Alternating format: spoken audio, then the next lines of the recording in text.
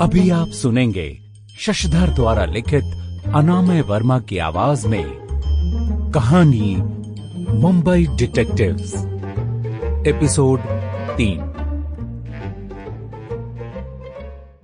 एक तरफ माही डीसीपी राणे से मिलने के लिए बात कर रही थी, वहीं उसी वक्त मुंबई से बहुत दूर एक आदमी एक लैपटॉप पर काम करते हुए मन ही मन कुछ सोचकर हंस रहा था। उसने प्रिंस समर सिंह की इतनी चालाकी से हत्या जो करवाई थी, वो अमेज़न से कुछ सामान मंगवा रहा था। उसकी बगल में उसका चचेरा भाई बैठा था, जिसने अभी अभी कॉलेज जाना शुरू किया था। भाई, पहले हम वीकेंड्स पर मॉल जाते थे भैया, और इतना सारा सामान ढोकर लाते थे। पर इन ई कॉमर्स वेबसाइट्स ने जिंदगी कितनी आसान कर दी है ना भैया। आदमी, जिंदगी भी और मौत भी। वो युवक भी अपने बड़े भाई को हैरत से देखने लगा। अब वो कैसे भैया? The dark web my boy, the dark web.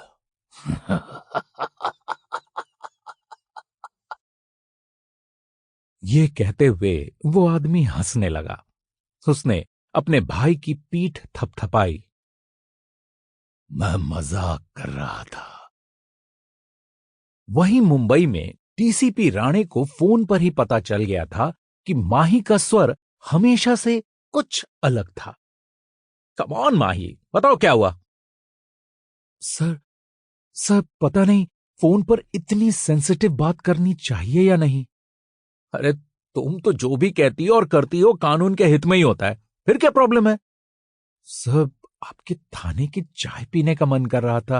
अब 10-15 मिनट के लिए आ जाऊं? डीसीपी राणे जोर से हंसने लगे। अरे पुलिस स्टेशन आ तो रही हो, लेकिन जरूरी नहीं है कि तुम सजा भुगतो। यहां की चाय तो कैदी भी पीने से इनकार कर देते हैं। माही भी हंस पड़ी। सर, वो चाय इतनी भी बुरी नहीं है। खैर, आप मेरे लिए लस्सी मंगवा देना, पर मुझे प्लीज 10 मिनट दीजिएगा। राणे, नहीं नहीं, अब तो तुम्हें चाय ही पीनी पड़ेगी। वैसे अगर तुम 5:15 तक आ सकती हो तो मैं तुम्हें मिल सकता हूं, वरना हम कल मिलेंगे। माही अपनी कुर्सी से उछली।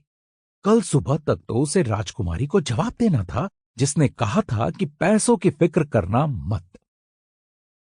माही के सामने ऑफिस के मंथली मेंटेनेंस की रसीद पड़ी थी और उसके बगल में कुछ और बिल्स भी थे।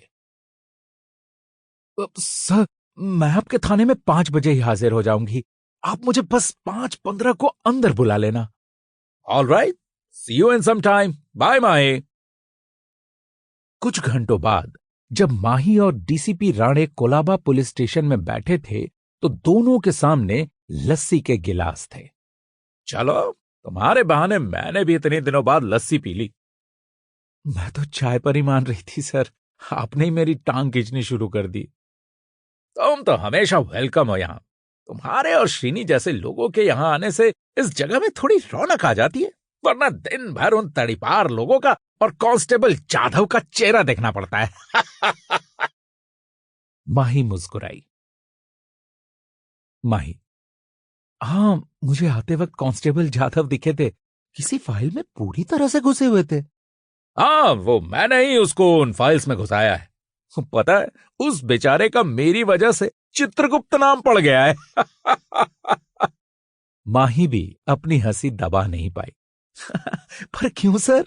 अरे क्योंकि कुछ कैदियों के मुताबिक मैं यमराज जैसा दिखता हूं और जाधव मेरा राइट हैंड है, तो वो हुआ ना चित्रगुप्त। माही फिर से मुस्कुराई। वैसे सर, लस्सी बहुत ही अच्छी है। Thank you. अब मुझे वो खबर दो जिसके लिए तुम यहां आई हो। चलो बताओ। माही मुंह से लस्सी लगभग उगलने ही वाली थी। अब सर, अच्छी खबर होती तो क्या बात थी। Sample complete. Ready to continue?